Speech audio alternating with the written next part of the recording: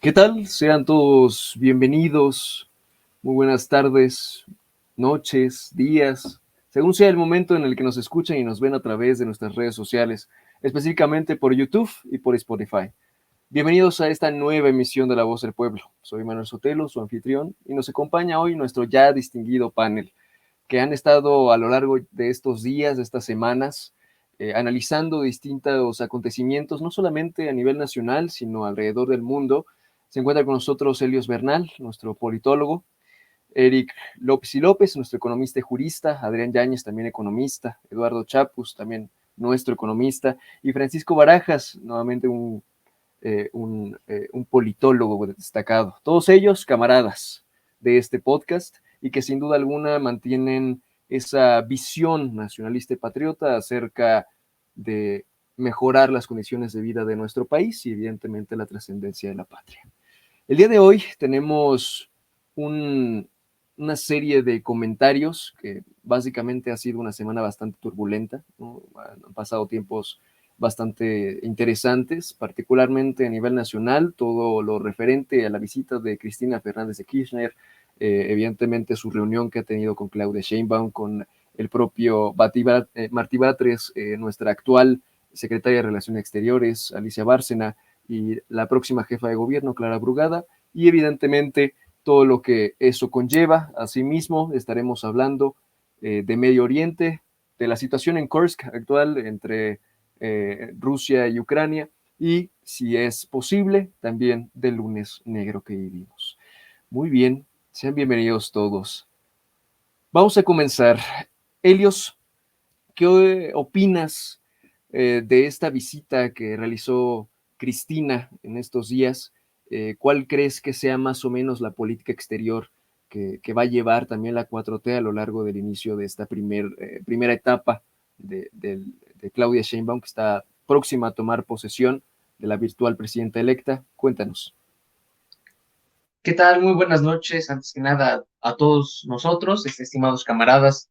Miren, honestamente, la visita de la expresidenta Cristina no la siento de gran relevancia por un aspecto. Al día de hoy pueden invitar, pueden llegar, pueden venir, incluso el Papa puede llegar y decir, felicidades Claudia, adelante, lo comentábamos o lo comentaba yo en el podcast pasado. Al final, los actores políticos formales que conocemos en los distintos estados-nación del mundo, pues pueden felicitar, pueden acercarse al diálogo. Al final del día sigue siendo nuestra presidenta electa, que ya está próxima a tomar este cargo, y yo creo que la doctora Claudia Sheinbaum es mucho más inteligente y sabrá que debe aceptar a todos por igual, no debe cerrarse las puertas, no importa que sean personas que ya no estén en el ámbito político activo, por así decirlo. Sin embargo, lo que ella debe hacer más que nada en estas circunstancias es cuidar las formas. ¿A qué me refiero? Y también conectándolo con lo que comentaba, ¿no? Está bien, viene la señora Fernanda, expresidenta, perdón, Cristina, y puede también venir Milei. La idea aquí es decir sí a la expresidenta, pero tú no, Milei, por neoliberal o por tus ideas que tienes, no. A ver, no hay que empezar a hacer eso, no hay que empezar a enemistarse antes de tiempo. No sabemos cómo vaya a girar el contexto global en cuestión a líderes, en cuestión económica. Mis compañeros economistas no me dejarán mentir. Al final del día, siempre un país tiene que tener relaciones amistosas y también económicas favorables. Al final del día, hay que empezar a tratarlo así. Sin embargo, considero honestamente que la visita de Cristina no es relevante en cierto punto. Puede dejar mucho de qué hablar, pues una persona de centro izquierda, a lo mejor se están teniendo diálogos, ideas, pero no queda muy bien porque es criticada por el pueblo argentino, ¿no? Sabemos los escándalos que se tienen, que se tuvieron con ella. Al final del día, como lo comento y lo seguiré comentando, está bien prestarse al diálogo y evitar cerrarse puertas. Es el comentario breve que hago. Muy bien, muchas gracias, Helios. ¿Quién desea participar, rebatirle a Helios alguna de sus ideas? Pues primero que nada, al hablar del tema de eh, Argentina, yo creo que la visita de Cristina no tiene que ver tanto con per se la figura de Cristina, sino con la influencia que México ejerce a nivel geopolítico sobre la región.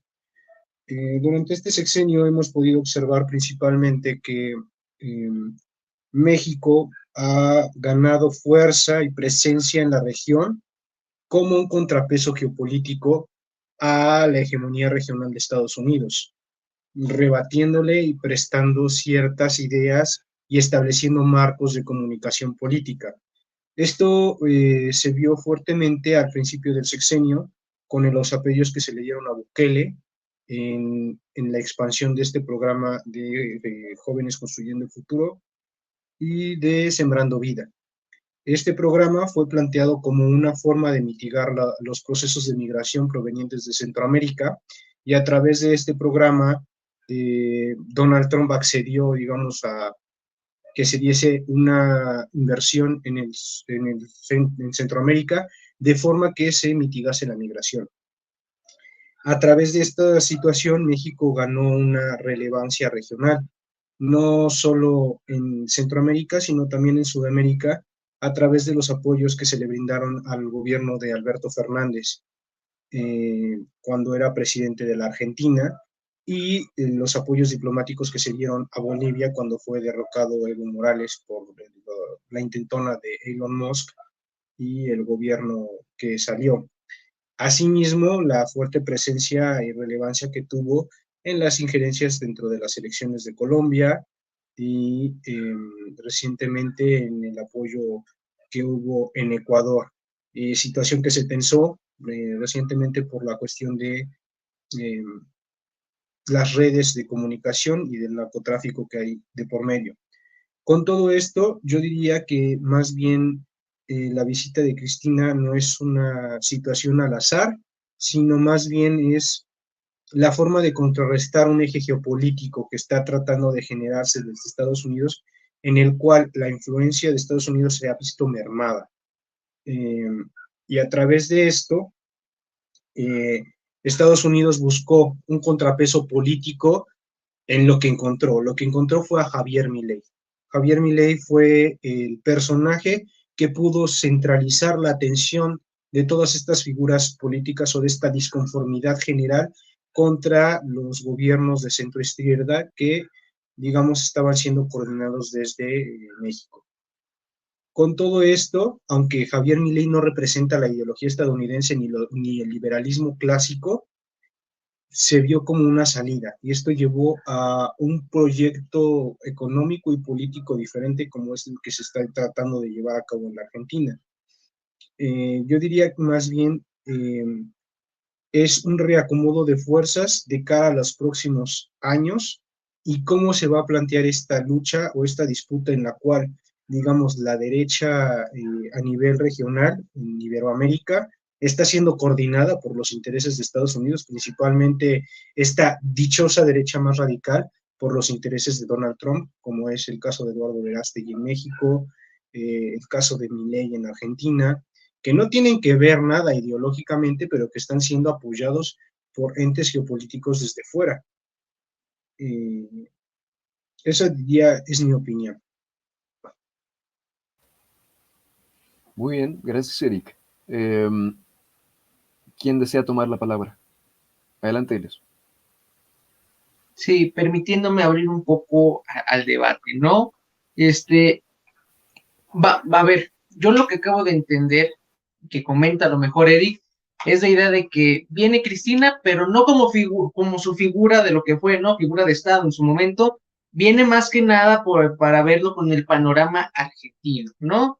Este panorama de que entonces lo que está buscando o lo que viene a buscar aquí es lo mismo que se buscó durante o lo que sí, lo que se buscó durante este sexenio de López Obrador, ¿no? Ser auxiliados o ser títeres de la cuarta transformación, más que nada, porque sabemos cómo este sexenio le encantó al presidente intervenir de cierta forma en la política exterior o interior de otros países, ya sea sacando a los suyos, rescatándolos, financiando, solicitando su ayuda a cambio, económicamente a lo mejor, o en su defecto, teniéndolos como títeres. Recordemos entonces en este aspecto, decíamos, no, pues desde Alberto Fernández no era más que un títere de Cristina, así de simple, es lo que ocurrió, pues la serie de políticas que implementó Alberto Fernández durante el gobierno que encabezó, que pasó la pandemia, fueron mediocres, es la verdad, y al final del día, lo que yo vuelvo a reiterar, la visita de Cristina, y a lo mejor gracias por abrirme los ojos, no es más para que venir a pedir un grito de ayuda durante este nuevo sexenio que continuamos, por así decirlo, es decir, ok, van a también venir elecciones en Argentina, ¿quién me puede apoyar? Bueno, pues alguien que le ha gustado apoyar a los sudamericanos, a los latinoamericanos, o como lo querramos ver, en este caso, el gobierno de la Cuarta Transformación. ¿Cómo? A lo mejor vamos a ver otras empresas fantasma, como le encantan a la señora Cristina, o vamos a ver intervencionismo o rescate político, o vamos entonces a entrar a un tema de, ok, vienen elecciones argentinas, vienen los aliados de Cristina, no van a ser argentinos entonces al final del día, van a ser los mexicanos los que van a poner a lo mejor una nueva figura política importante en el país argentino, ¿no? Son las especulaciones que podemos hacer, podemos hablar a lo mejor en temas económicos, pero en temas económicos, como yo reitero, la señora Cristina es fan de hacer todo por debajo de la mesa, debajo del agua, y en este caso, vuelvo a reiterar mi idea, estas visitas no deben de ser contempladas en un hecho de, ok, van a sumar a la construcción del segundo piso, como es bien dicho, o el discurso. Al contrario, son visitas de personas que a lo mejor pueden tener alguna conexión de ideologías, no más, o de alguna que otra idea simple o visión, pero no profundizarlo más, ¿no? Porque sabemos que personajes, al final del día no está viniendo el que está representando a Argentina como tal ahorita, que es Milei, está viniendo Cristina, quien lo fue y quien es criticada y seguirá siendo criticada por el pueblo argentino y por los que sabemos aquí en México. Muy bien, ahí está Helios echándole leña al fuego. Francisco, ¿qué opinas al respecto de lo mencionado por Eric y Helios?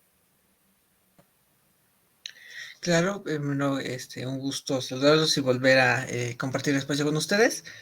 En general, y como ya lo mencionaba anteriormente, a ver, no fue una visita tan sonada, tal vez, como, no sé, podría ser las invitaciones incluso que se hicieron. Putin ni siquiera ha llegado y ha dado más de qué hablar que ahora Cristina. Y es más, bueno, como ya lo mencionaban, precisamente por lo que representó en su momento en Argentina. Actualmente ya no ocupa ningún cargo, ya está, eh, vaya, ahora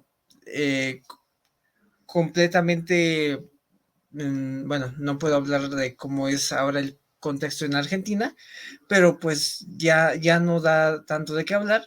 Sin embargo, sí, por lo que representó en el pasado, y se puede decir que tiene más acercamiento con el gobierno actual en México,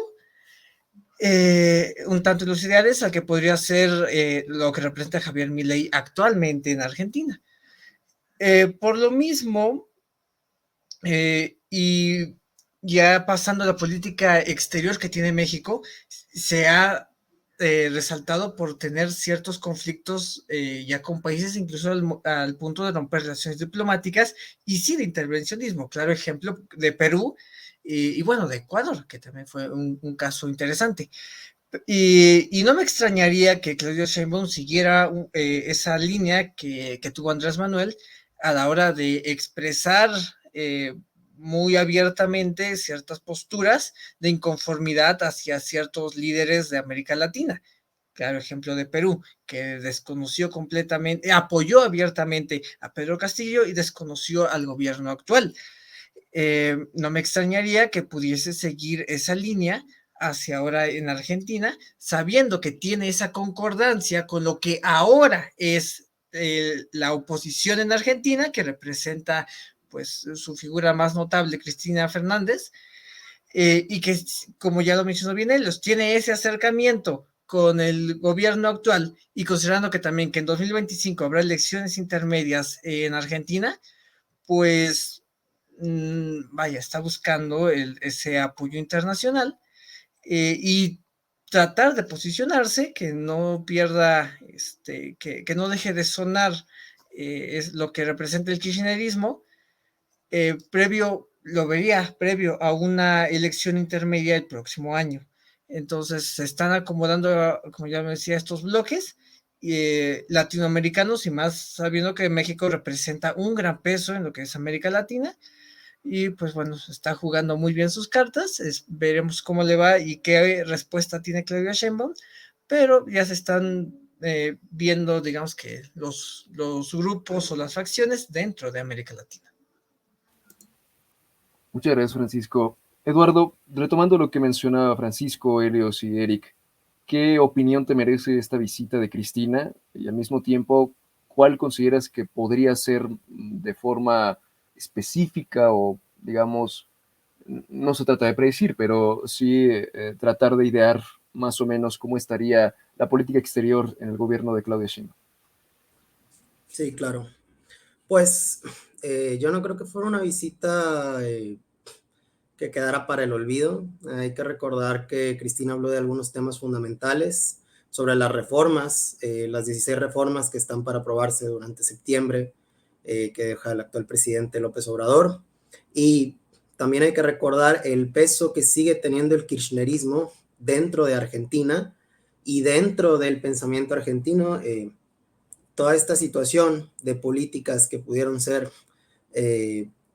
malas para la Argentina vienen dadas desde presidentes como Fernando de la Rúa.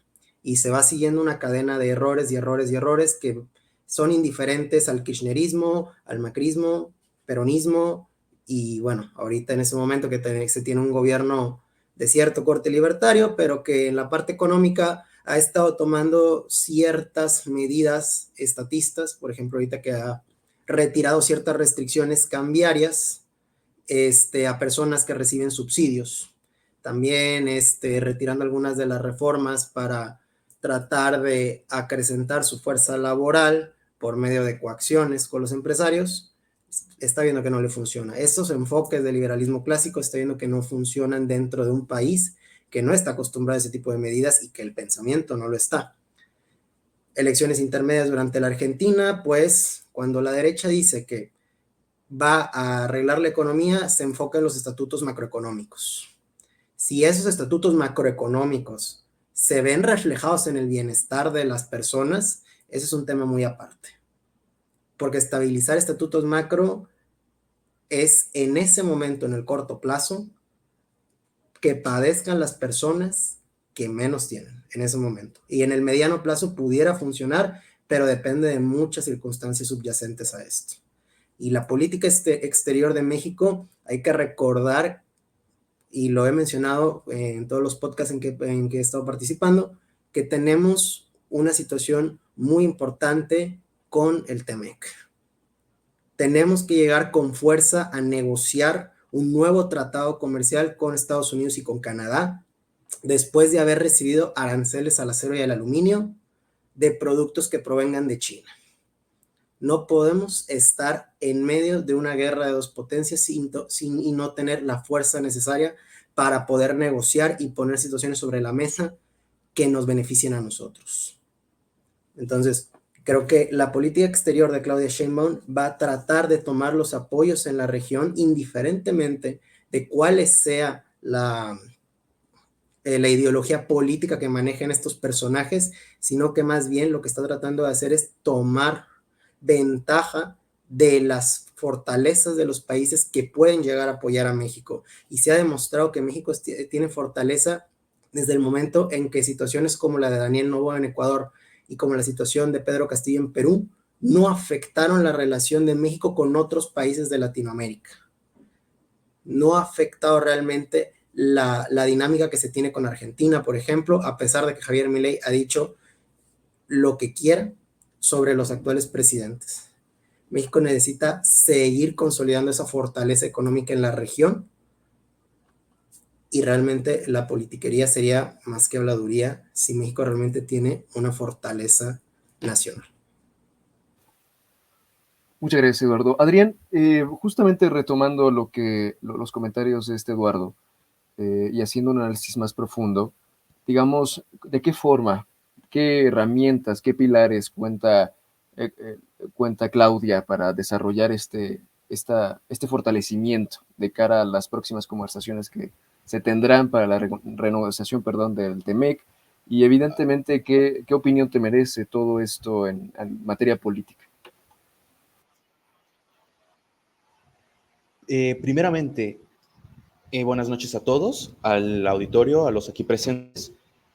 Hay que recordar, en primera, Cristina solamente viene a pedir ayudas, solamente viene a pedir que no la dejen sola porque actualmente está enfrentándose a juicios por malos manejos del gobierno.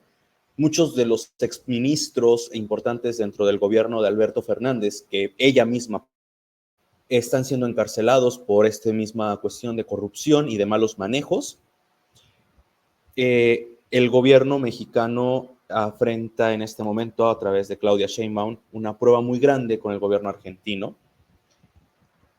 El problema es invitar a quien se le ha acusado de corrupción, a quien se le ha demostrado desfalcos e enriquecimiento ilícito, y aceptar su visita solamente por temas ideológicos. Eso puede manchar un poco el inicio del gobierno de la doctora Sheinbaum. Voy a contestar un poco a lo que mencionaba Eric. México no es la única potencia regional, tenemos a Brasil. Lastimosamente, la competencia más cercana no es Estados Unidos. Estados Unidos está muy concentrada ahorita en Medio Oriente, en Europa del Este, y por eso es que nos está dejando hacer un poquito lo que queramos acá, pero nuestro pleito más que nada es con Brasilia, con Lula, que es quien realmente manda en Sudamérica. Y bueno, ahorita se me ha notado en los temas venezolanos. Pero retomando un poquito, México es una potencia.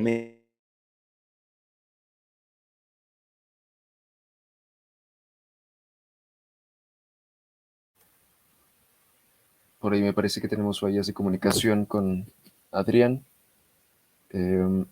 Adrián, si puedes mejorar mucho más la conexión, será bueno. Creo que ya regresaste. Creo que aquí ya... Ok, voy a apagar mi cámara para evitar que se siga cortando. No hay problema, adelante. Decía, en el caso de Cristina, viene a pedir ayudas, viene a hacer lo mismo, a hacer Castillo, y tenemos un gran reto, el TEMEC. En este momento lo que nos debería importar, porque ese tratado es el que nos va a impulsar como potencia regional, ya que de ese tratado puede surgir una nueva alianza intercontinental al estilo ALCA, que se quiso hacer a principios de siglo. Pero no hay que dejar de lado que somos un país importante diplomáticamente hablando. Se mencionó a Bukele, se mencionó a Castillo, se mencionó a Morales, se mencionó a Petro, y lastimosamente en este punto tenemos un gravísimo error que se ha cometido, que es la cuestión de Venezuela, que no podemos pasar de alto y que ha demostrado que aunque nos podamos llevar bien con toda Latinoamérica, a pesar de los problemas diplomáticos que podamos llevar, seguiremos teniendo los errores de siempre y esto nos podría costar caro a nivel diplomático.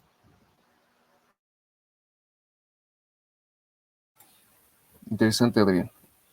Elios, ya que Francisco también hizo mención de ello, sobre precisamente a Vladimir Putin, ¿no? Que ha generado más controversia que la propia Cristina.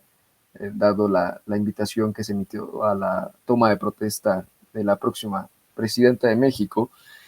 Me gustaría preguntarte, y de aquí evidentemente si alguien quiere también entrar en debate y dar algún comentario también al respecto, sin problema. ¿Qué mensaje político o diplomático podría estar dando? No solamente, digo, Claudia ya dejó en claro que se trata de una nota diplomática que se da hacia o se envía hacia todos los países o naciones con las que México tiene relaciones.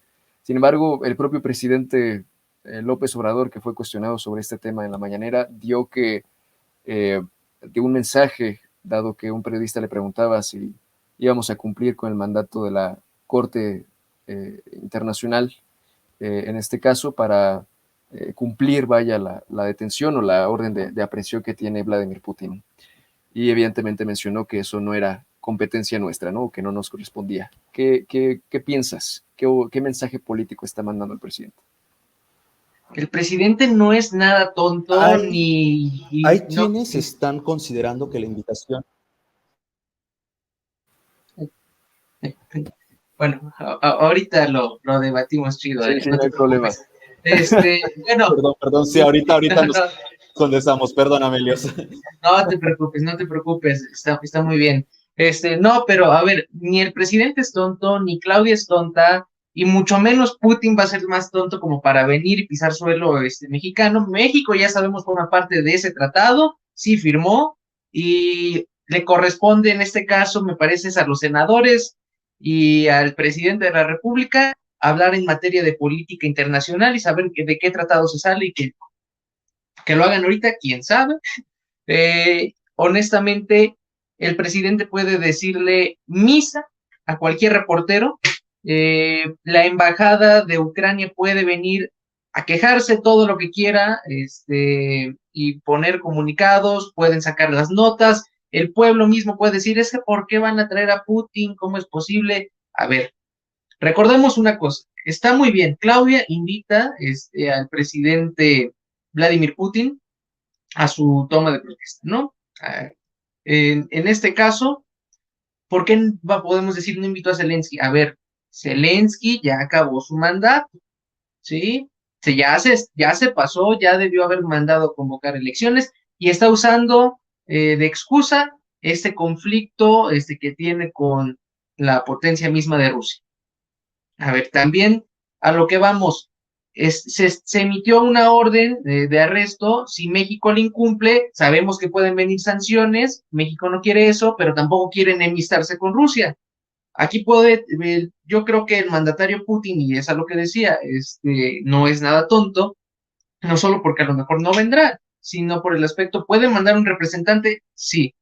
Lo que debe ocurrir es que el presidente no debe interpretar la invitación como una hipocresía, ¿no? Decir, me estás invitando y estás firmando para que me arresten. No, sabe que a lo mejor es un mensaje que se está mandando, un cifrado, de decir, a ver, no importa quién gane en Estados Unidos, no importa qué bloque esté tomando más poder, aquí nosotros no nos vamos a cerrar las puertas, es lo que comentaba, está muy bien. Eduardo Chapuz lo comentaba, ¿no? A ver, tenemos que ser firmes con el Temec, pero honestamente, a pesar de la dependencia que tenemos o el yugo del cual estamos debajo sobre ese tratado de libre comercio o ese tratado que tenemos con Estados Unidos y Canadá, ¿por qué no decir, a ver, me mantengo lo más neutral porque viene Trump, a lo mejor, y él va a negociar y él no, a ver, no va a ser un hueso difícil de roer o si quise de doblar para tener un ajuste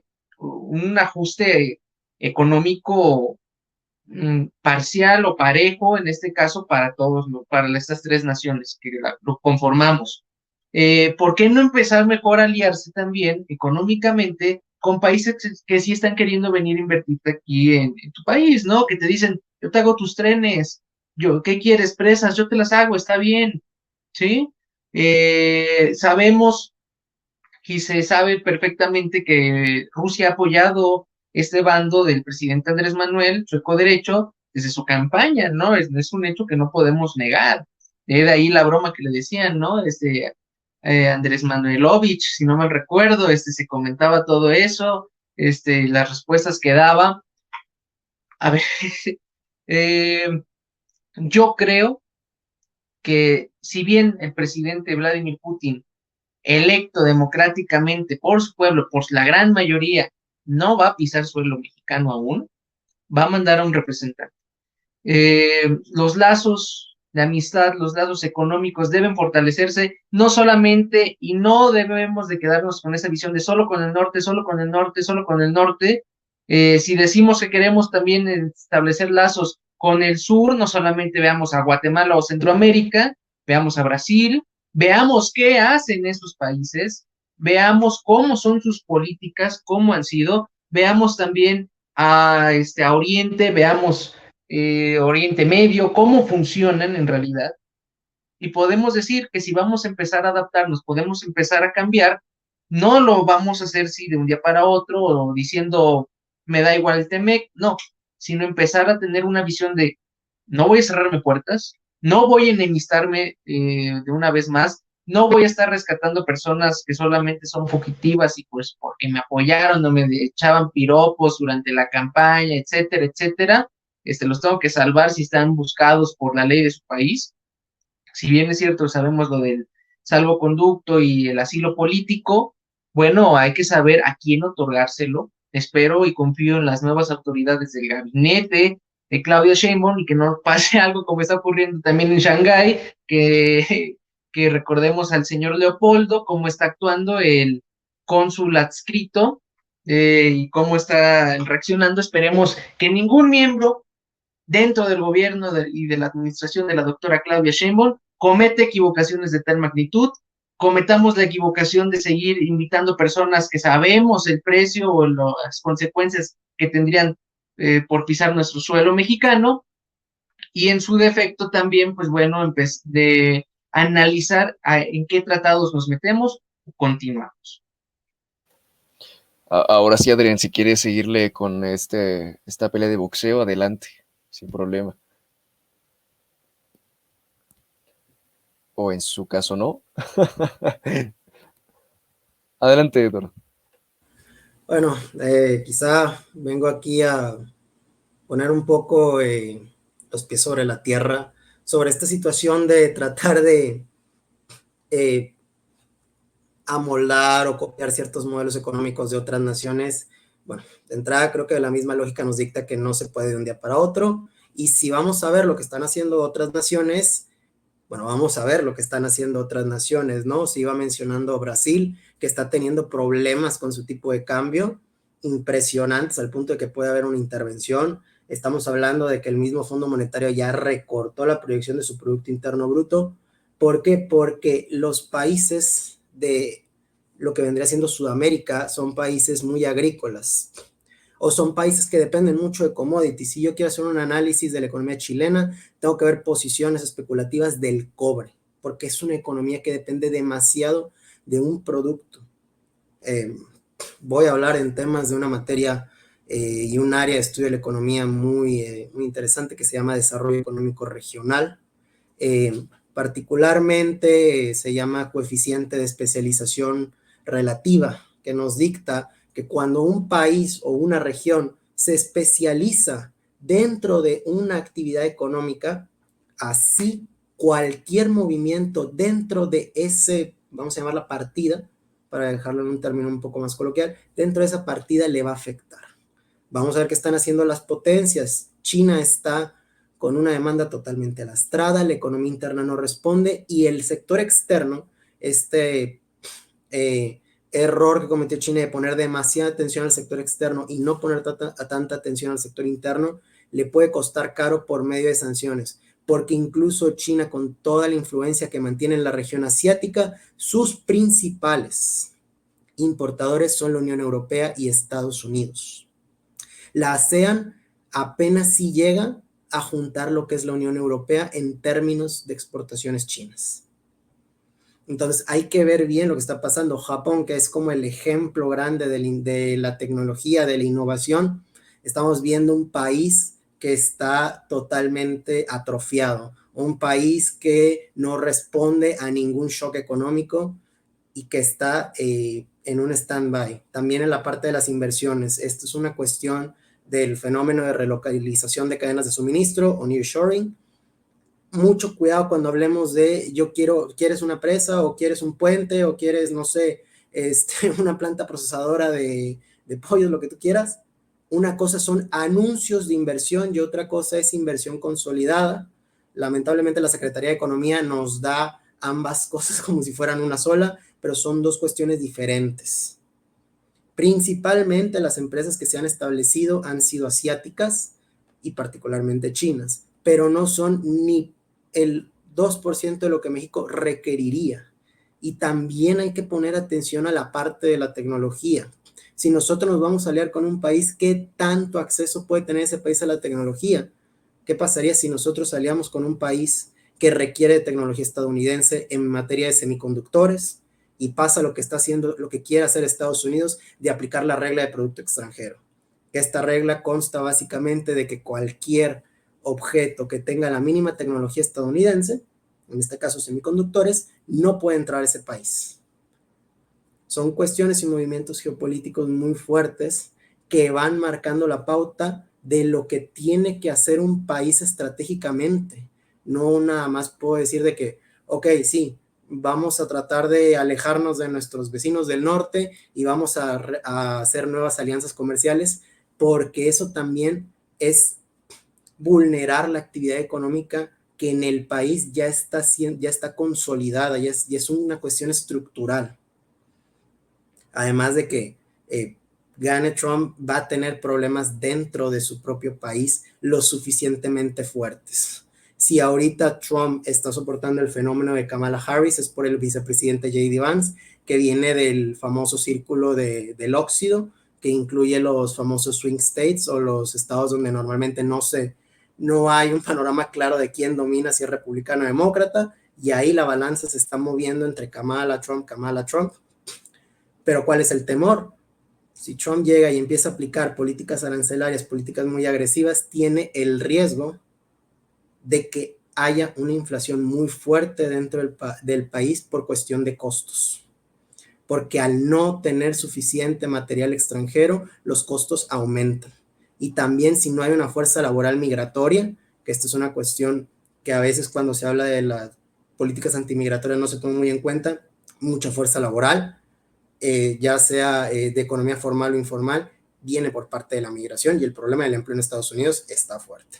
Entonces va a tener un problema de decrecimiento, lo cual nos pone a nosotros en una posición un poco más de ventaja para poder negociar, porque no solamente es lo que se diga en política, sino también lo que la gente perciba dentro de su bolsillo, y a diferencia de México, en Estados Unidos, cuestiones de política monetaria, cuestiones de política fiscal y movimientos de este tipo se ven y se reflejan rápidamente. Acá traen un poquito más de rezago, allá también, es principio económico, pero menos. Interesante, Eduardo, adelante, Dios. Sí, a ver, yo nada más voy a preguntarte, Eduardo.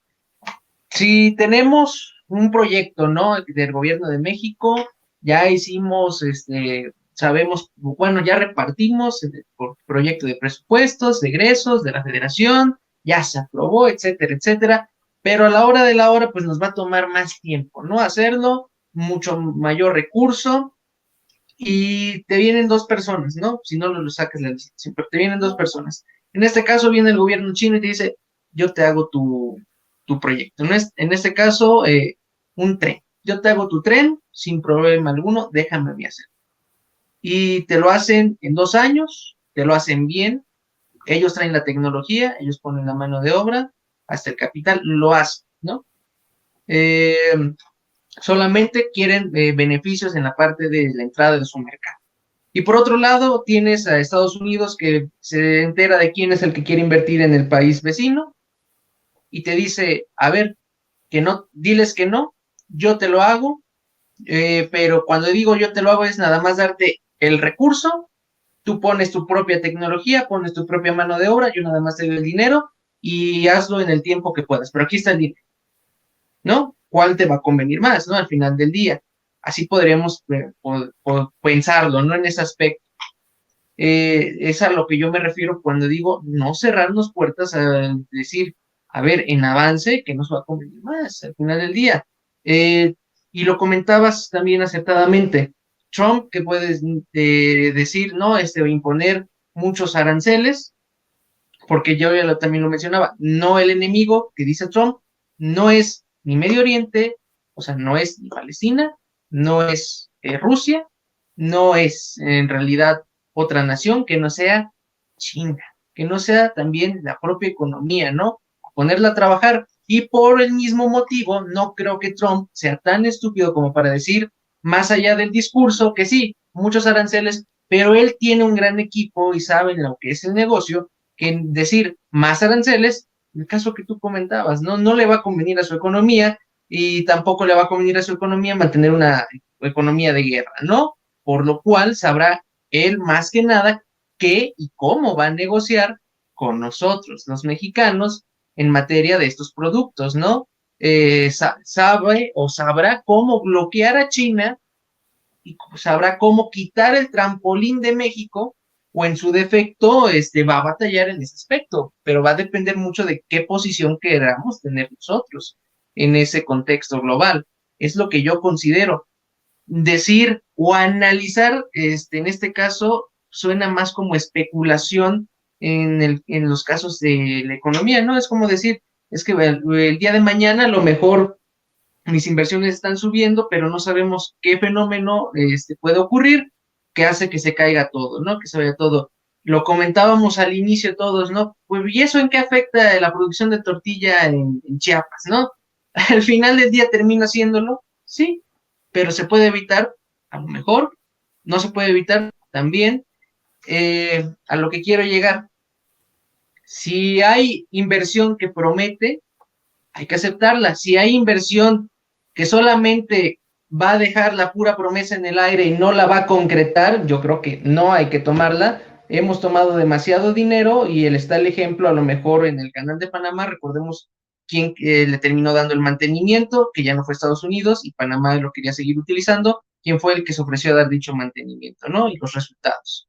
Es mi comentario. Eduardo, no sé si quieres responder o directamente le damos la palabra a Eric, como tú prefieres. Pues, de nuevo, lamento ser como un poco más aguafiestas en especulaciones. Es una cuestión muy curiosa y hasta chistosa cuando no se comprenden bien los fenómenos económicos, que se trata de vincular todos los mercados de valores a los mercados cambiarios, mercados de derivados financieros. Yo lo puedo decir, tengo experiencia tanto en análisis de inteligencia económica como en mercados financieros y son dos cosas muy distintas, ¿no? Esta alegoría de la especulación está un poco salida del contexto, yo creo. Ahora, por la cuestión mencionada del presupuesto de la federación, bueno, pues ese entra en septiembre, el 8 de septiembre se hace la propuesta y el 15 de noviembre se tiene que aprobar. Ahora, el presupuesto de egresos de la federación tiene que considerar obras de inversión pública y de construcción pública, pero la construcción privada es la más fuerte en México, al final de cuentas. Y la construcción privada está muy arraigada con empresas como La Mosa, con empresas como Ternium, con empresas como Cemex, que no tienen una gran influencia china. Y además, tú me ponías el ejemplo de que, oye, me viene a prometer que me paga todo, ¿no? Y que me pone a su gente y que me pone a las personas. Hay una cuestión también, el empleo mexicano. ¿Qué pasa? Las posiciones que se van creando de empleo en México, en un mercado laboral que está empezando a lastrarse un poco con estas cuestiones de innovaciones y de empresas que están optimizando sus procesos. Hay que pensar también en los trabajadores mexicanos dónde pueden conseguir el empleo, porque si no estamos incentivando demasiado la economía informal y eso es desproteger al trabajador. Ahora, la cuestión de si vamos a hacer especulaciones de lo que puede o no pasar con Trump, de que si va a negociar o no con mano de hierro, si sus consejeros van a ser los mejores o no, pues puedo decirte que realmente ahorita está planteando que él pueda tener injerencia directa sobre la Reserva Federal. Y te encargo el problema que se le puede venir si hace eso. Porque estamos hablando de que un movimiento en el dólar estadounidense nos va a afectar. Así que tú creas que no va a afectar al precio de la tortilla en Chiapas, Te puedo decir que los movimientos en el dólar afectan el poder adquisitivo de las monedas. Ya lo había dicho antes, incluso, por favor, si tú tienes una cuenta de Afores, si tú tienes una cuenta de ahorro, protección, eso está invertido en CETES, pero también en bonos del tesoro. Se tienen que invertir en instrumentos de primer orden, se les llama, que tengan una calificación muy fuerte y que tengan un rendimiento asegurado, además. Y eso son los bonos del tesoro siempre. A veces, y lo puedo decir porque esto fue mi tesis de licenciatura, se utilizan bonos europeos a tasa alemana.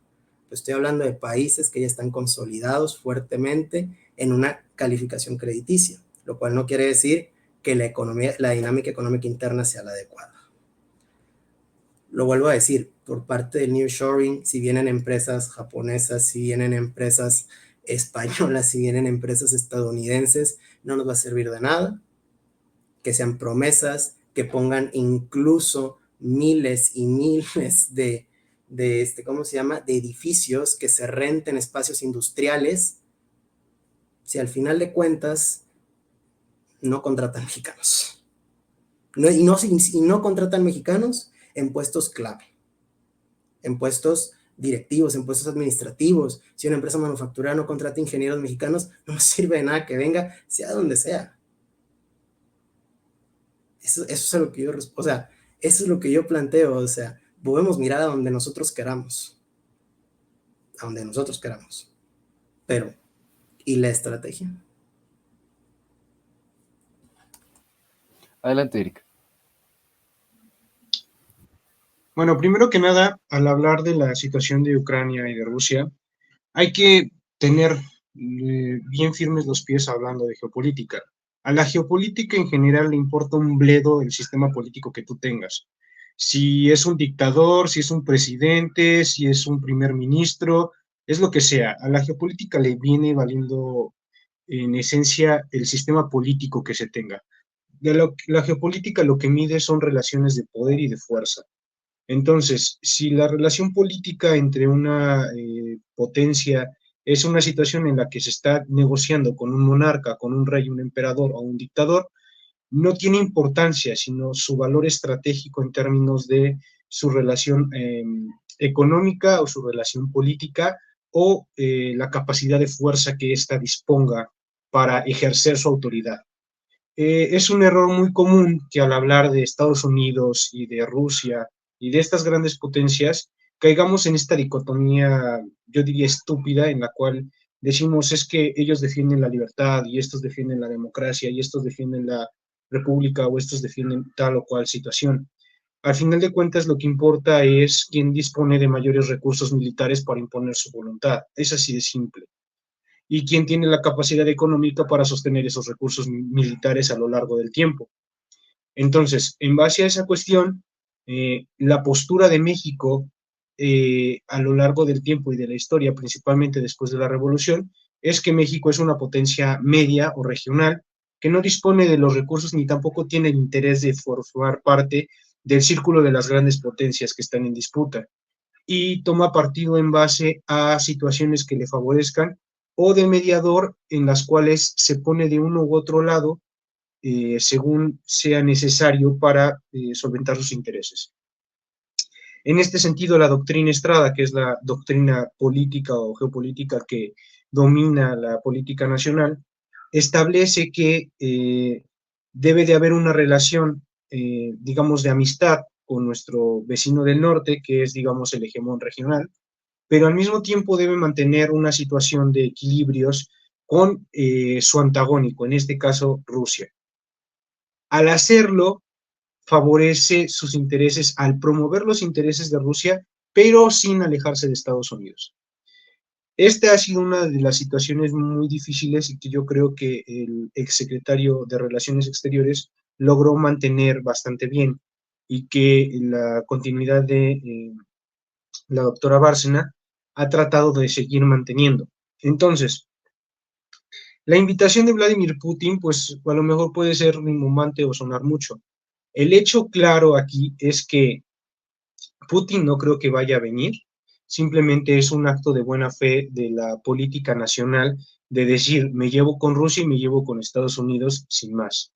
El tema de si Zelensky u otros gobiernos o entes internacionales quieren ejercer su dominio por un conflicto geopolítico en el que están metidos, es irrelevante, porque al final de cuentas quienes van a llegar a venir al país, o como ha quedado demostrado en el pasado, son potencias históricas, como fue el caso del rey de España en el sexenio de Andrés Manuel, y potencias y naciones aliadas o potencias regionales que estén interesadas en nuestros asuntos.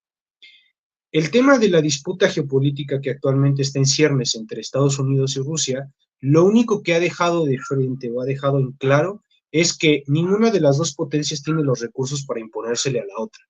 Ni Estados Unidos ha tenido una clara victoria hegemónica sobre Rusia, como Rusia tampoco ha logrado imponerse en el campo de batalla y ha tenido demasiados reveses.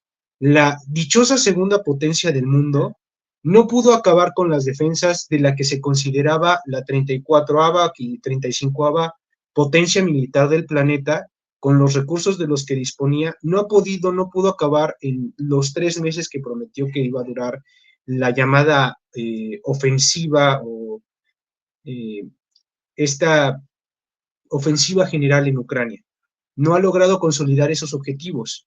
Ni siquiera ha cumplido con los objetivos estratégicos que se plantearon al inicio de la ofensiva, que eran conquistar Kiev, anexarse el Lugansk, Donetsk y todas las regiones del este para generar una especie de tapón de presión territorial contra la OTAN.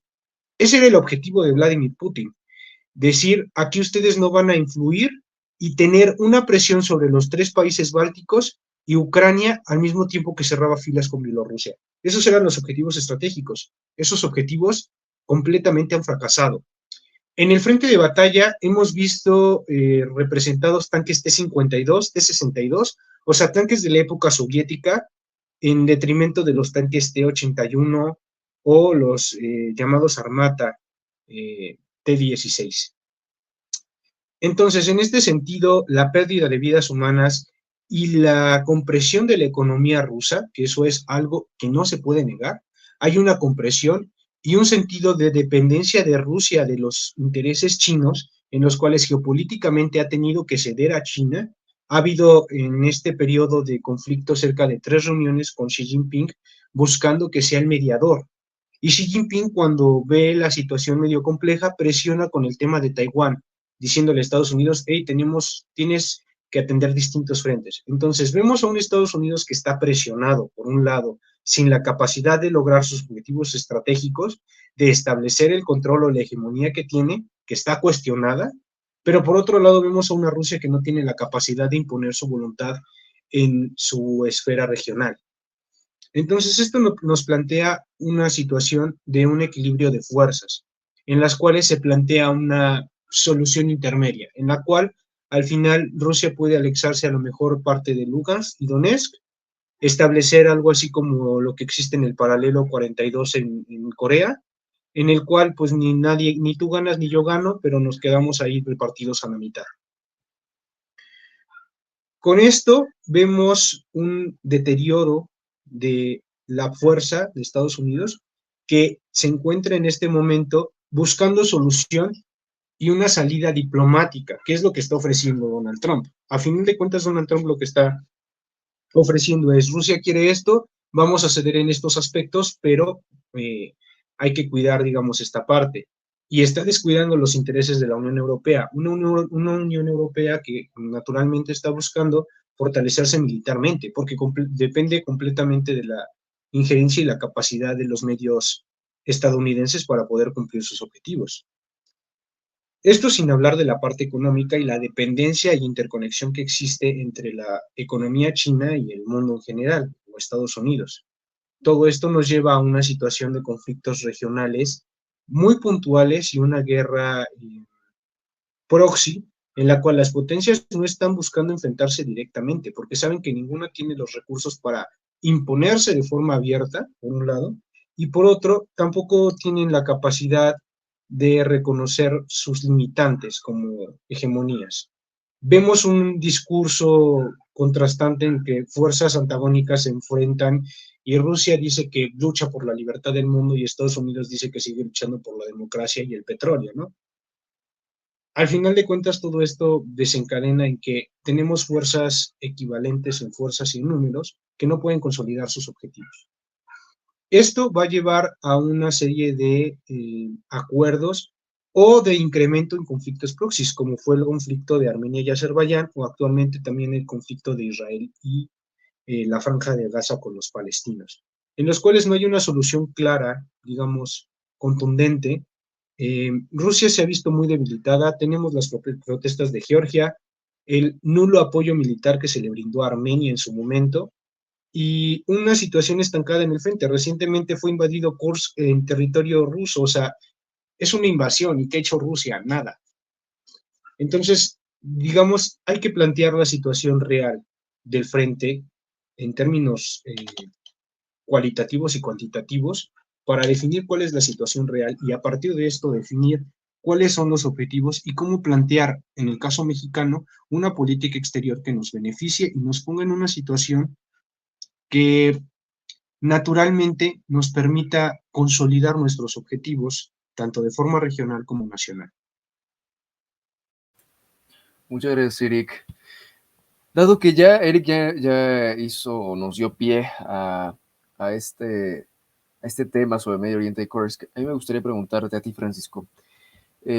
Pues mira, hemos visto más o menos dentro de la propia política nacional estas diferencias o estos matices que están existiendo entre lo que es el obradorismo y el claudismo.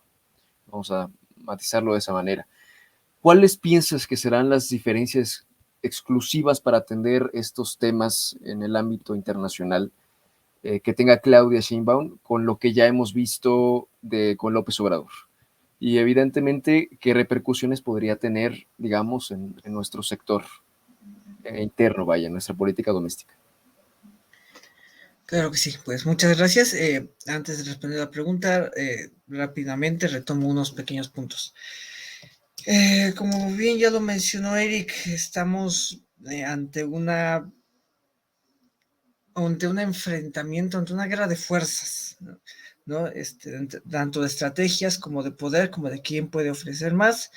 Y me atrevería a decir, o tratando de compararlo con algo, lo que estamos viviendo, podría decir parecido o una segunda guerra fría en la cual no hay un conflicto tan directo, sino es a través de distintos frentes y una competencia, en este caso económica, y de alianzas, como también ya lo mencionaba muy bien Helios.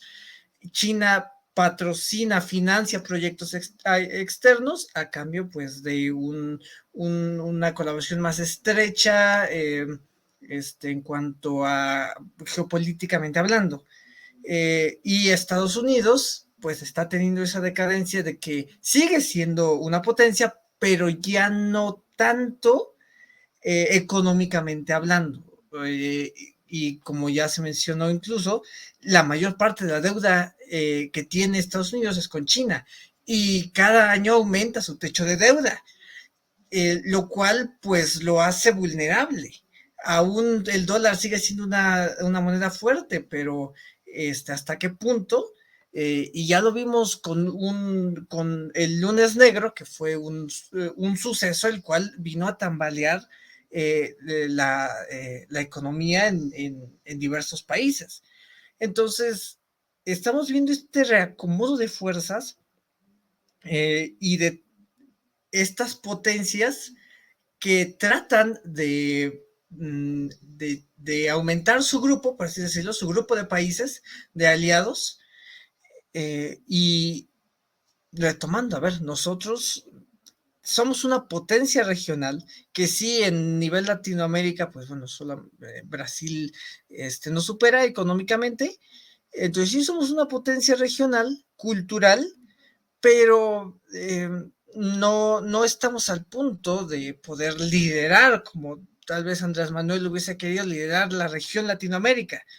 Y en todo caso, estamos viendo con quién alinearnos, con quién nos conviene, como ya lo mencionó muy bien Eric, y sí a nuestros intereses, y ahora sí lo retomo con la pregunta que hizo Manuel, que los intereses o los objetivos en política exterior que tuvo Andrés Manuel y ahora los que va a tener este gobierno entrante, que es de continuidad, por lo tanto se asimila en muchísimos aspectos, pero ahora geopolíticamente hablando, a ver, me atrevo a decir que seguirá la línea obradorista, y ya lo vemos claramente en las invitaciones que se hizo y en en las reuniones que ha tenido Claudia Sheinbaum y algunos de sus posicionamientos, hasta que Andrés Manuel daba la postura, por ejemplo, lo que pasó en Venezuela, es que Claudia Sheinbaum ya salía y secundaba lo dicho por el presidente.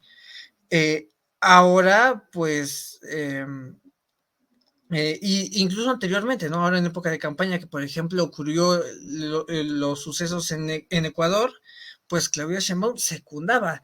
Ella no, al menos lo que notaba, no daba la postura, digamos, inmediata, sino hasta que el gobierno daba la postura oficial, ella la secundaba. Por lo tanto, sí me atrevería a decir que va a tener una línea, va a seguir la línea obradorista, tendrá sus diferencias, claro que sí. Más ahora habrá que ver cómo lo hará el nuevo secretario de Relaciones Exteriores, pero en general dará será un gobierno de continuidad, más ahora también viendo los aliados, retomando lo que ya decíamos de Cristina Fernández, con quienes se está reuniendo, con quienes líderes ideológicos, posturas ideológicas similares al gobierno actual, muy contrario al gobierno de Milei, que se supone que es quien representa actualmente a Argentina y con quien se supone debería tener la relación, no con un gobierno anterior que actualmente ya, pues, no ocupa ningún cargo o representativo en Argentina, un cargo político, y sin embargo se reúne con ella. Entonces, tendrá sus diferencias, sí, habrá que ver hacia qué sentido se termina inclinando, pero sí seguirá una línea muy marcada de continuidad. Excelente, Francisco, muchas gracias. Adrián, ¿ya cómo vas con tus problemas técnicos? ¿Ya están solucionados? Al parecer tenía que hacer un cambio de red, pero sí, mientras mantenga la cámara oculta, todo bien. Excelente, sin problema. Pues mira, frente a lo que mencionan aquí nuestros panelistas y evidentemente retomando todos los factores que hay de por medio, asimismo todas las tensiones que hay, particularmente en Medio Oriente, ¿no? Que hay estos momentos en donde se dice que ya hay un ataque inminente de Irán hacia Israel, ¿no? O que ya va a haber una acción militar por parte de Israel contra Hezbollah en el Líbano. Asimismo, también la propia incursión del ejército ucraniano en territorio ruso. Dime más o menos, desde tu visión, ¿de qué forma han influido evidentemente las alianzas regionales e internacionales en estos conflictos? ¿De qué forma también se están dando esta dinámica de los actores de las grandes potencias, ¿no? Frente a todo esto? ¿Cuál es tu visión al respecto?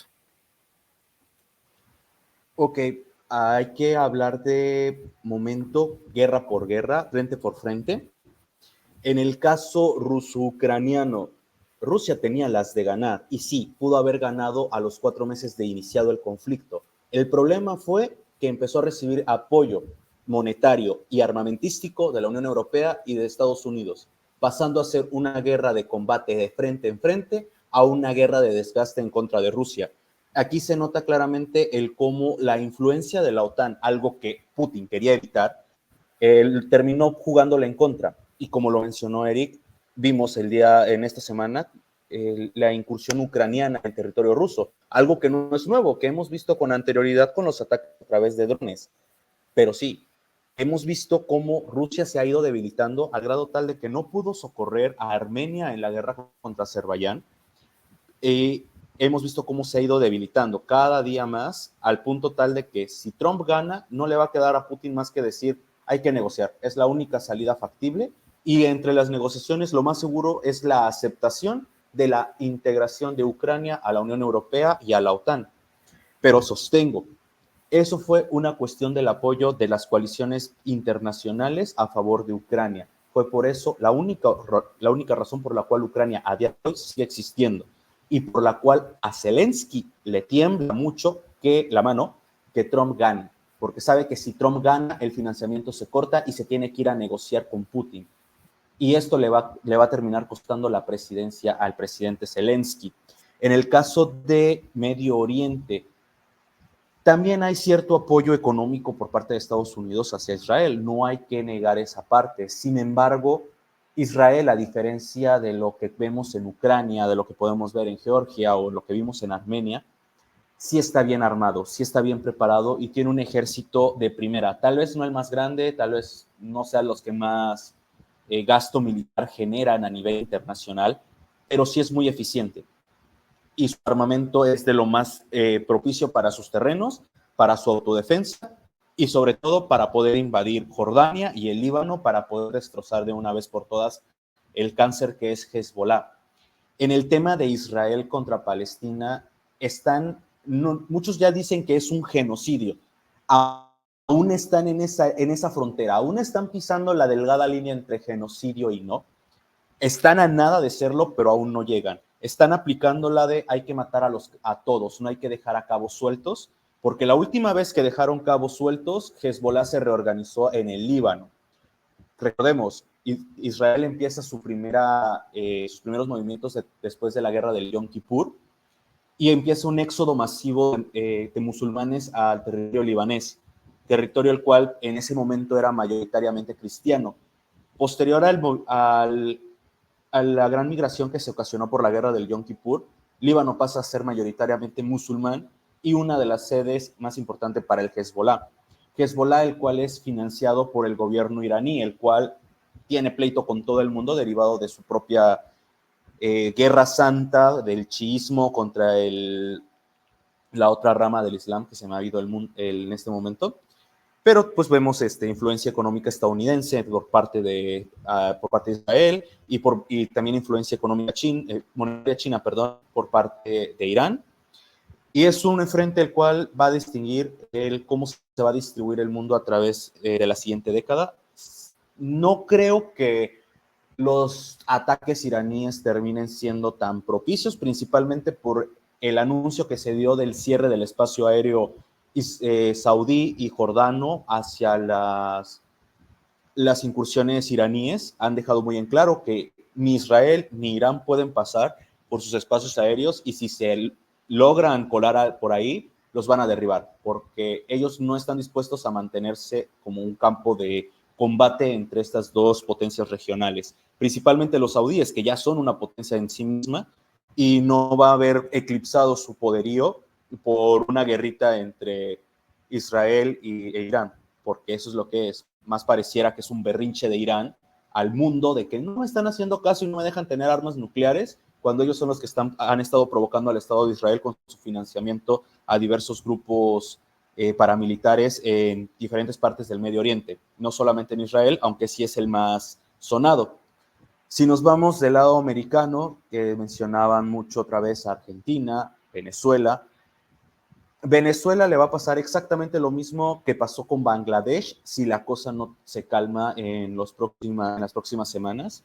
Recordemos que en Bangladesh se inició una protesta por las cuestiones educativas en las universidades y terminó esta semana con la destitución de la primera ministra, su exilio a la India porque se autoexilió, huyó, se disolvió el gobierno en Bangladesh, una junta militar tuvo que hacerse cargo y ahorita el país está gobernado por militares con un gobierno tomado por los estudiantes. Hay imágenes por todo X en los cuales se muestra la entrada a la casa del primer ministro, la entrada al parlamento.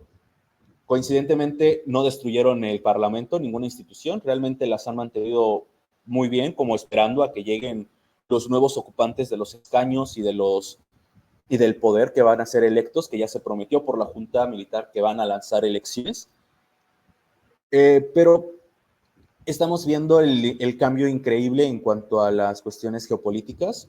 Estamos viendo un cambio increíble en cuanto a lo económico. Se ha mencionado los problemas, bueno, lo más común que se dio lo del lunes negro, que pues, de un día no pasó, por suerte. Esperemos que de ahí no pase más bien. Y vemos el cambio geopolítico drástico. Realmente, en mi opinión más personal, es probable que Estados Unidos deje de ser la superpotencia mundial. No digo que deje de ser un gran poder, pero sí que deje de ser la hegemónica única y pasen a ser dominada el mundo por un conjunto de potencias regionales. Muchas gracias, Adrián. Retomando también esta parte, Leos, ¿cómo piensas que el gobierno ruso ha reaccionado, vaya, tras esta incursión? ¿Qué medidas también podría tomar?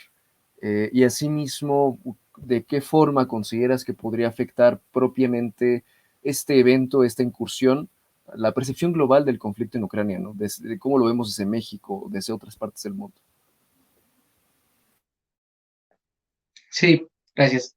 A ver, Rusia se ha comportado, ha mantenido el margen, como bien sabremos. Yo voy a retomar los puntos que ha dicho el compañero Eric, el compañero Adrián, y más que nada al mencionar algo, ¿no? Si bien acertadamente Adrián comentaba que en un inicio a lo mejor Rusia pudo haber acabado en 4 meses dicha intervención o dicha operación, como lo queramos llamar, recordemos que se habían llamado a ciertas pláticas, ¿no? A cierta negociación. ¿Quiénes se sentaron? Rusia. ¿Quién no llegó a la negociación? Ucrania. Bueno, se detuvieron. Es una guerra, ahora iba a la parte de lo mejor de Eric, ¿no? Es una guerra entre la potencia número 2 y la número 30 y algo, o es una potencia entre la número 2 y la número 1, la número no sé cuánto, tal, 10 del top, que están financiando económica y de forma armamentística a Ucrania, ¿no? Porque de ser así, yo creo que tecnológicamente y militarmente el armamento ruso sí es muy superior al ucraniano, hubiesen puesto punto final a la operación desde mucho antes, ¿no? Sin embargo, recordemos que en un principio los efectivos, en este caso que mandaba Rusia, no eran los más preparados, era una ofensiva al final de nada como tipo punta de lanza para romper las defensas, para ir penetrando. Fue un avance que fue dando resultados en un inicio. Sin embargo, sabemos que cuando cierta nación empezó a meter su cuchara y otras naciones tuvieron que hacerlo a la fuerza, en pocas palabras, ¿qué generó esto? No solamente un cambio en el conflicto ruso, y es cuando empiezo ya a entrar a lo que comentaba Manuel. Nosotros en México, ¿qué decimos, no? La gran mayoría de la población le interesa salir o sobrevivir su día a día. No están pensando en que si ya ganó Rusia, ya ganó Ucrania, ya sigue vivo Zelensky, cuántos murieron y demás, ¿no? La otra parte de la población está pensando en sus negocios y los estudiantes, si bien nos va en política internacional o no como nosotros a lo mejor, estamos teniendo esta perspectiva de, ok, ¿cómo va a afectar a mi país? A lo mejor no tengo duda alguna que el compañero Eduardo podría hacer un gran análisis económico de dicho conflicto, el compañero Adrián, el compañero Eric, el compañero Francisco y yo un análisis también geopolítico, pero al final del día, y como lo decía a lo mejor con la intervención o lo ocurrido en Venezuela, al final del día quien tiene que resolver este conflicto es entre Rusia y Ucrania. No tiene que ser Estados Unidos, no tiene que ser Alemania que estén mandando armas, no tiene que ser el Reino Unido, tiene que ser Rusia y Ucrania al final del día. Que lleguen a Kursk, a ver, no han llegado como tal a la ciudad, están en un avance. ¿Y qué ocurrió hace como creo que ya fueron 3, 4 horas? Fácilmente en un centro comercial donde estaban almacenando armas y recursos, Rusia mandó un misil y acabó con dicho centro comercial donde estaban el resguardo de dicho armamento. Fácilmente, ¿no? Con ataques a distancia, como lo hemos sabido. Posteriormente, y algo que sí me molestó un poco y lo voy a externar aquí, comentado por el compañero Adrián, espero pueda a lo mejor corregirlo, pero decir que el conflicto en Medio Oriente entre Israel y no Palestina, sino Hamas, no puede ser considerado un genocidio, la verdad, qué equivocado. qué trágico.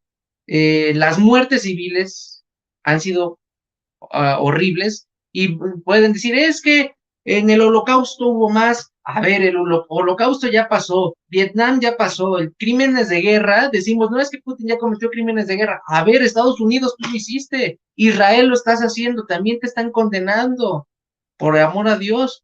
No hay que tener una vista occidental, occidentalizada, en el que vamos a decir, es hasta que no se cruce este umbral, no es genocidio, por el amor de Dios. Los militares, las personas, ya sean de Israel, ya sean de Palestina, ya sean iraníes, de donde sean, mientras se mueran, están siendo víctimas, están siendo bajas, ¿sí?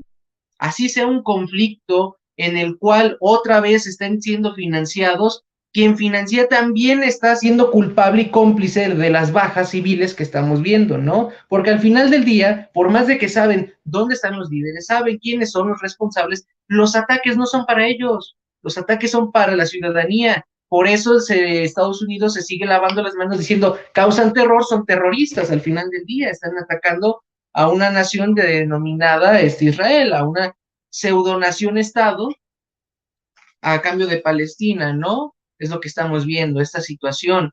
Irán, a ver, ¿qué tiene? O sea, Irán puede amenazar, puede sacar un canal de televisión exclusivo para presumir cómo va a acabar con todos. Lo hemos visto en muchas caricaturas, la verdad, en muchos videos, lo hemos visto en X. ¿Y qué creen?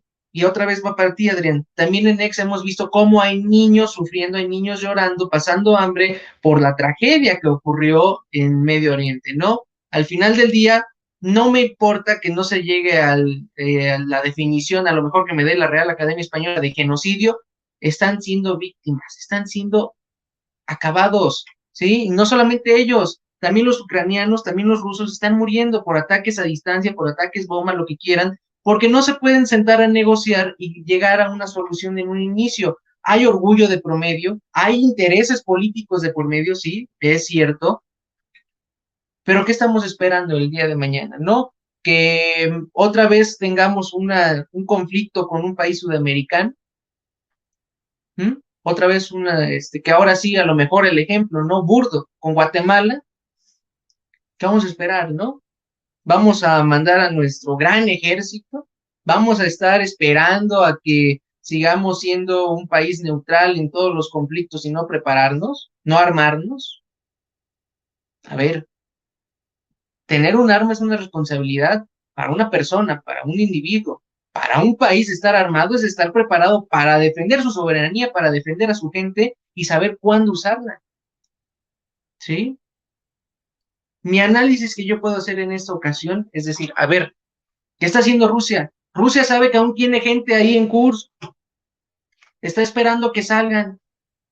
¿A quién atacó? A un centro comercial, no atacó a una población entera. ¿Sí? Es el análisis que yo hago. Honestamente sí espero a lo mejor que se retracte. Yo espero también ver cómo Estados Unidos deja de decir, ya mi negocio no son las armas en otros países que no sean a lo mejor el mío. ¿Sí? Esperemos, la verdad, y es un sueño a lo mejor utópico, pero hay que trabajarlo, honestamente, y es la intervención que yo doy. ¿Quieres hablar, Eric? Sí, bueno, principalmente al hablar sobre la guerra de Rusia y Ucrania, vamos a entrar en aspectos un poco más técnicos sobre lo que fue el despliegue en febrero de 2022. El ejército ruso en activo cuenta con 900,000 efectivos, 945,000 y algo, tirándole a cerca de 1,000,000. Estos efectivos están desplegados en distintos frentes de batalla. Una guarnición principalmente en lo que vendría a ser Georgia, otra en Armenia, otra en algunas zonas del este, principalmente en las fronteras con Estados Unidos, y las operaciones militares que tiene en África y en las regiones de Medio Oriente. Como tal, al decir rimbombantemente 1,000,000 de efectivos, estos efectivos pues también tenemos que contar los de aparato logístico, que vendrían a ser alimentos, suministros, mantenimiento de equipos y municiones. con lo cual aproximadamente de despliegue de ejército de tierra estaríamos hablando de 300,000 efectivos aproximadamente. Cuando comienza la ofensiva militar en Rusia, el ejército ruso desplegó cerca de 242,000 efectivos, o sea, a lo mejor del ejército ruso para ser desplegado en territorio ucraniano. La movilización del ejército ruso comenzó 3 meses antes con una preparación de movilización en 3 frentes. El primero iba a entrar por la región de Lugansk y Donetsk. El segundo cuerpo de ejércitos iba a entrar por la región norte desde Bielorrusia, y el tercero iba a entrar por la región de Crimea, empleando también a la Marina rusa, algunos de ellos unidades especiales Spetsnaz. Cuando comienza la ofensiva, primero inició con, si no recuerdo mal, una operación aérea de bombardeo de sitios específicos para debilitar las defensas ucranianas. Y entraron de lo mejor de las unidades del ejército ruso en combate. Este ejército fue repelido con una preparación, digamos, mediocre, digamos, del ejército ucraniano. En 3 semanas no lograron hacer los avances que prometieron. Tan es así que el gobierno ruso se vio en la necesidad de contratar mercenarios, por un lado. En segundo lugar, el ejército ruso no pudo cumplir con los compromisos que tenía en la región de Georgia y en la región de Armenia, porque recordemos que en 2021 la guerra entre Armenia y Azerbaiyán había estallado, y esta tuvo que ser mediada por las fuerzas rusas, y el ejército ruso que estuvo desplegado en esa zona fue el que evitó que continuase el conflicto. Eso por un lado. Y además había presencia rusa en varias regiones del centro de África, en donde había efectivos rusos protegiendo los intereses. Estas tropas tuvieron que ser retiradas y llevadas al frente, por un lado. Hubo una leva.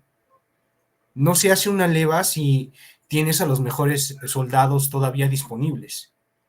Rusia sigue discutiendo el tema de hacer más leva porque no le están dando los efectivos. Según estimaciones, digamos, moderadas, las bajas rusas entre heridos y muertos oscilan entre los 200,000, 180,000 más o menos, 185,000 bajas. Esas bajas, estamos hablando de que Rusia perdió el fuelle de la mejor parte de su ejército. Están empleando material desde de la Guerra Fría. Entonces, decir que Rusia está en la disposición militar con los recursos de los que dispone en este momento, de que dispone todavía de la mayor de sus fuerzas, su único poder de disuasión son las armas nucleares. Pero en términos militares, está en una situación deplorable. Los videos que llegan del frente sobre las unidades rusas no es que sean los mejores. Esto no quiere decir tampoco que los ucranianos estén disponiendo de lo mejor, porque también están en una situación precaria, no dispone de los recursos para imponerse como quisiese, donde hay bajas constantes y muertes de muchos soldados, y que están recurriendo a la leva y al contrato de mercenarios, porque la inclusión del grupo Wagner en lo que es la zona del norte ha sido bastante preocupante. Yo diría que es muy preocupante que el ejército ruso esté recurriendo a fuerzas mercenarias en sectores importantes del frente para poder sostener sus avances. Y avances, digámoslo así, porque ganan 15 metros un día y al otro tienen 10 menos.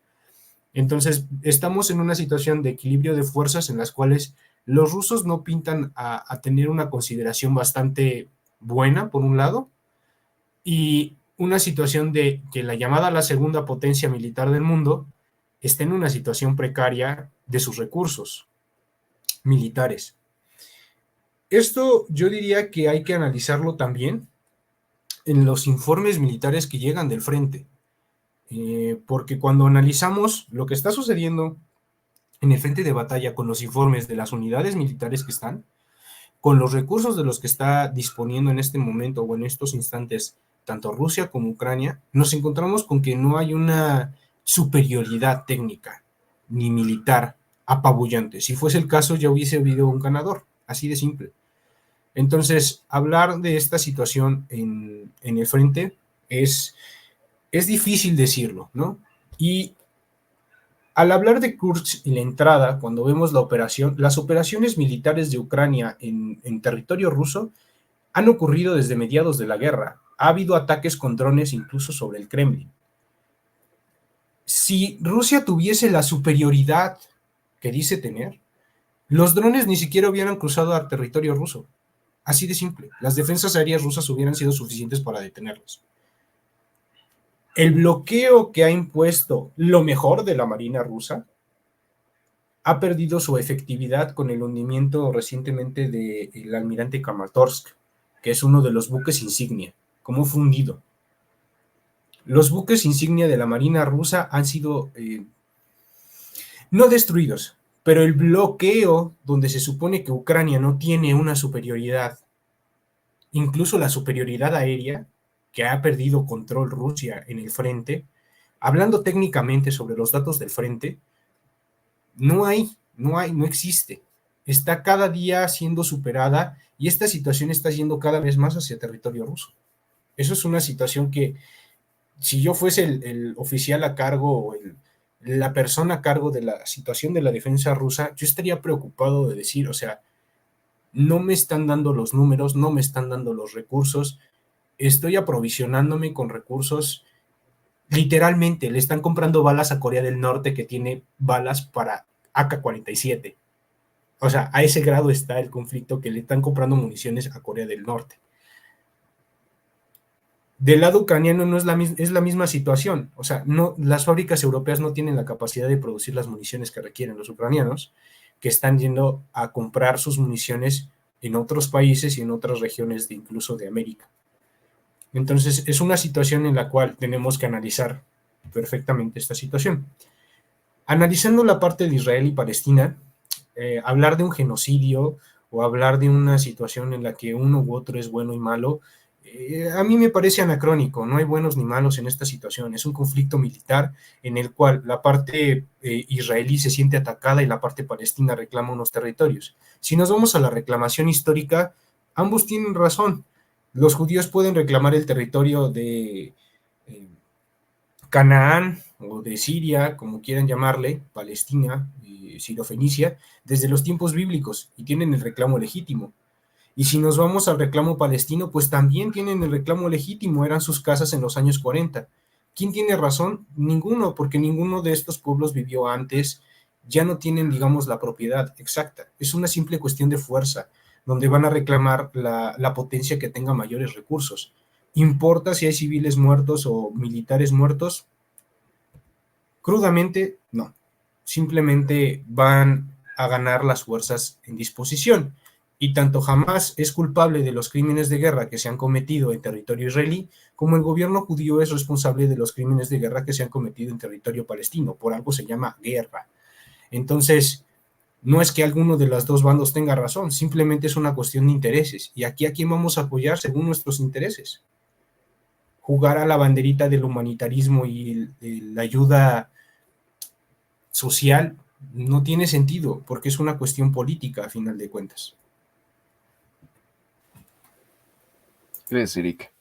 Para dar conclusión a este podcast, les voy a pedir a todos ustedes que evidentemente den una conclusión al respecto de lo que hablamos el día de hoy, ya sea desarrollando muy brevemente el tema de qué escenarios posibles ven a continuación, ¿no? Respecto a lo que tratamos en este podcast, y evidentemente qué es lo que le depara al futuro. En este caso va a ser muy simple o muy resumido para dar conclusión. Francisco, no sé si estés por ahí.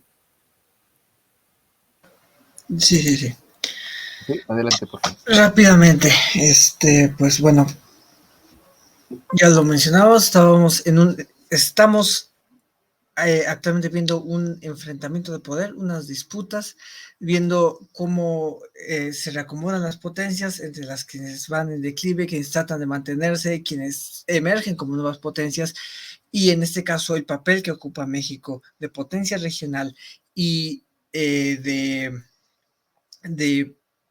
dependencia hacia Estados Unidos, sí nos pone en una situación complicada y a la cual el gobierno entrante se está enfocando mucho tal vez en cuestiones ideológicas en una región en concreto como lo es América Latina.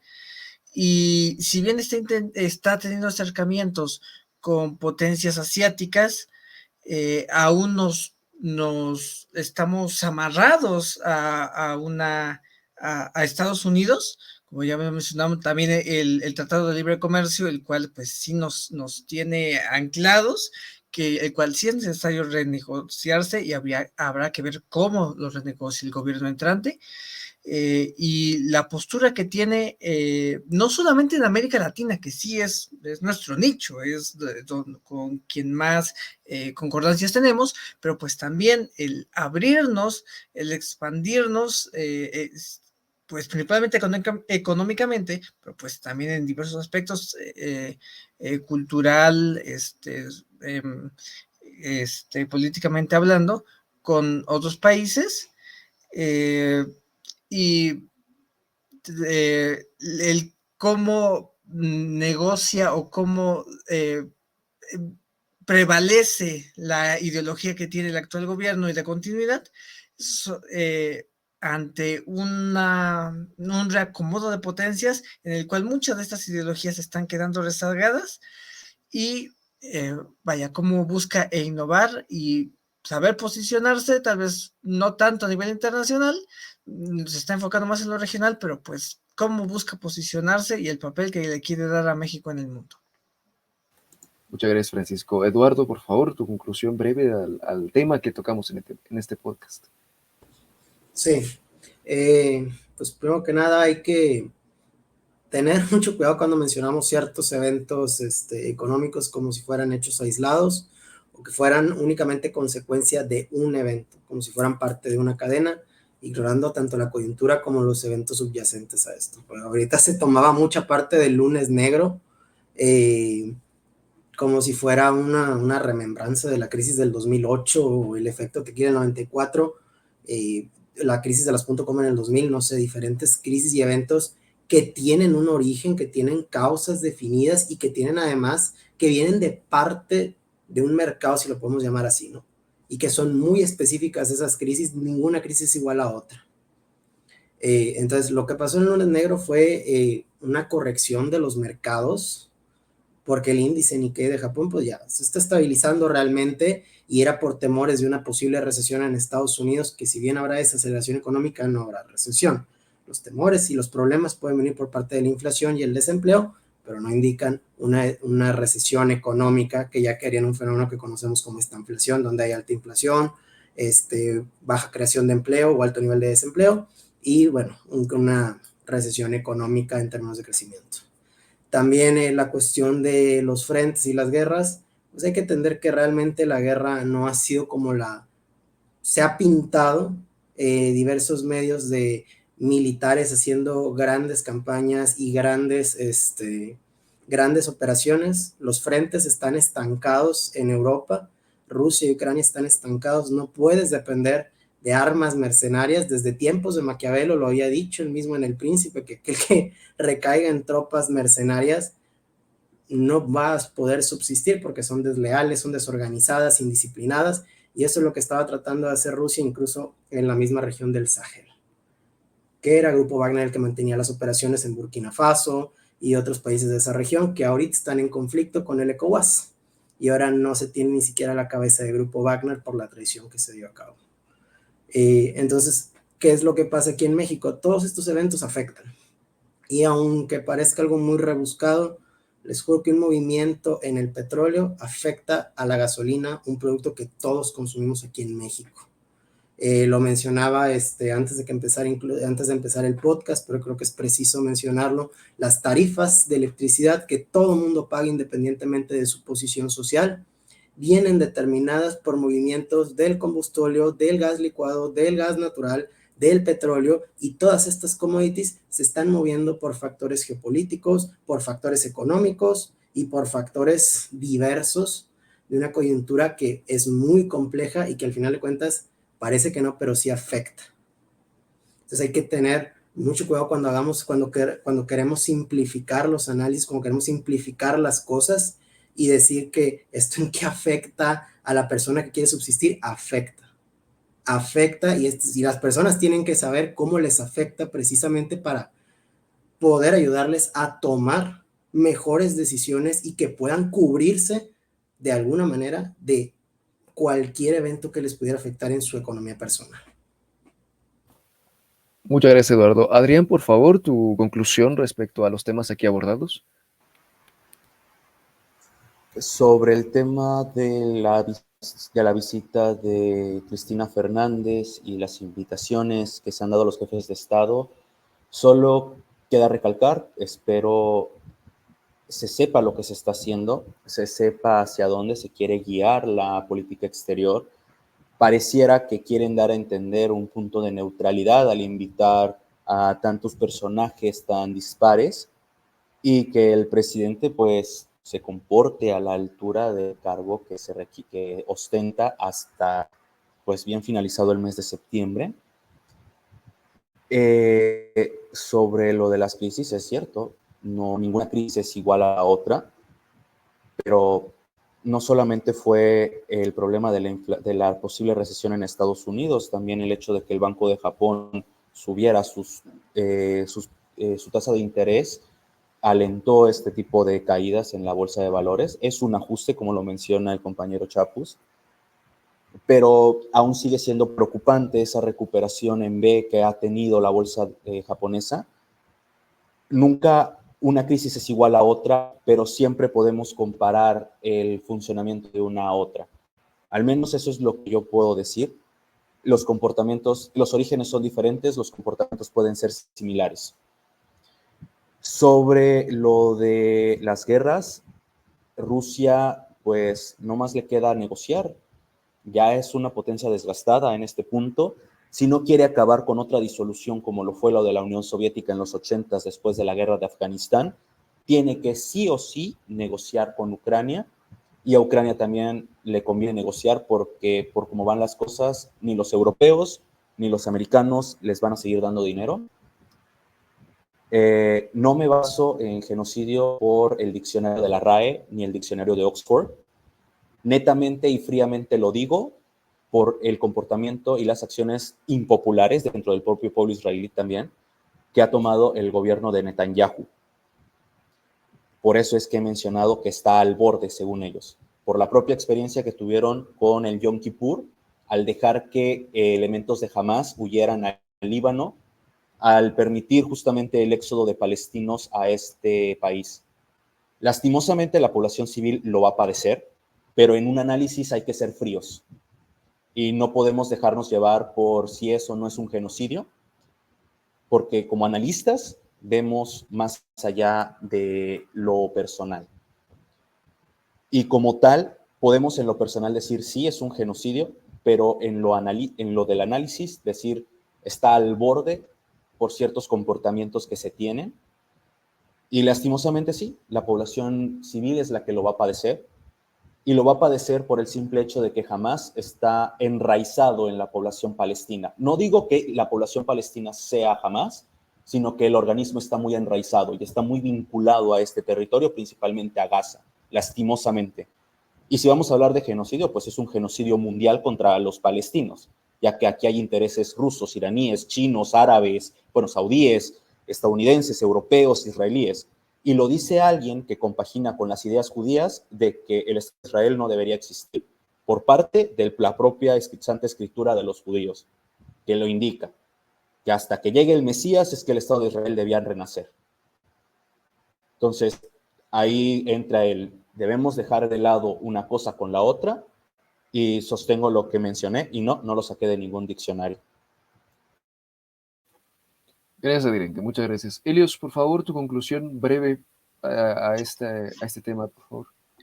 Sí, yo continúo. Podrán venir el Papa, podrá venir la señora Cristina, podrá venir Trump, podrá venir quien quiera a nuestro territorio, será bienvenido de acuerdo a las leyes internacionales y a nuestra propia Constitución. Debemos saber nosotros cómo interpretar las visitas, pero en este caso la observación es que el gobierno que va a entrar, la administración que va a entrar, deberá saber con quién aliarse, deberá saber con quién deberá saber con quién debe de hacer negocios y con quién no. Y en su defecto sabrá también cómo actuar en un contexto América y en un contexto internacional, ¿no? Eh, por otra parte, regresando a lo que viene siendo Euroasia, Europa y Medio Oriente, lo que yo puedo decir es, si sabemos o ya estamos entendiendo, y es lo bueno que escuché, que el recurso de Europa y de Estados Unidos pronto terminará para Ucrania, o sea, pronto dejará de estarlo alentando, dándole leña, sabemos que entonces se viene o una ofensiva brutal, o a lo mejor la última ofensiva por parte de la potencia de lo que es Rusia, ¿no? Eh, es una observación que debo de hacer, o que debemos también contemplar, que al no tener recurso y al tener una nación de desgaste, sabemos otra cosa. La gente, sea en Ucrania, sea en Rusia, sea en Palestina, sea en Israel, se manifiesta, sigue teniendo voz, sea guerra, sea conflicto, sea intervención, sea berrincho, lo que quieran, se manifiesta y dice, no lo quiero. ¿Qué puede pasar aquí? Bueno, si lo saben aprovechar bien, en este caso los rusos, así como han intervenido en otras naciones para fomentar golpes de Estado, bueno, en este caso pueden fomentar un ataque o un posible levantamiento ucraniano contra el gobierno ilegítimo de Zelensky, el cual recalco, y aprovechar dicha disuasión o desorientación de parte del gobierno de Ucrania para solventar un ataque contundente contra lo que viene siendo Ucrania, contra Kiev, y posteriormente sentarse a negociar un status quo, ¿no? Lo que yo voy a mantener, a pesar de que yo sea analista, soy humano, ¿sí? Esto se lo digo a Adrián, se lo digo a Eric, se lo digo a Francisco, a Eduardo, Manuel, se lo digo a todos. Sea yo un analista, sea yo un jefe de Estado, soy humano, ¿sí? Las armas deben ser el último recurso porque las guerras son el recurso favorito de los tontos para concretar o ganar un conflicto, al final del día, ¿sí? La realidad nos podrá decir muchas cosas, podrá ser cruda, pero honestamente yo no como cosas crudas. Así que al final del día, si son muertes, no se justifican con las guerras, ¿sí? Al final del día se deben de evitar, no deben de pasar, y si pasan, bueno, hay que aprender de nuestros errores, algo que no han aprendido ni los judíos, y a lo mejor los palestinos, o a lo mejor los rusos, a lo mejor los ucranianos, no hemos aprendido, ¿sí? Si queremos decir que somos un país intervencionista y si el día de mañana queremos dirigir en nuestro país, bueno, sabemos que si velamos por la paz pareja, interna como externa. Así lo diga un diccionario, así lo diga uno, así lo digan los números, las cifras, muertes son muertes, y yo no voy a esperar a ver que un órgano internacional diga orden de aprehensión, genocidio, crímenes de guerra, para condenar la muerte de un civil inocente, o de un militar que no debería de estar en realidad luchando por un conflicto completamente estúpido, que es lo que es. Yo no voy a esperar para condenar dichos actos si me considero un humano civilizado y que busca el progreso de su nación y un próspero futuro para todas las naciones. ¿Sí? La verdad. Esa es mi conclusión. Muchas gracias, Serios. Eric, por favor, tu conclusión al tema que nos merece el día de hoy y de forma breve, por favor. Claro que sí. Bueno, primero que nada, hay que tener en claro una situación sobre el podcast y los temas que se abordaron.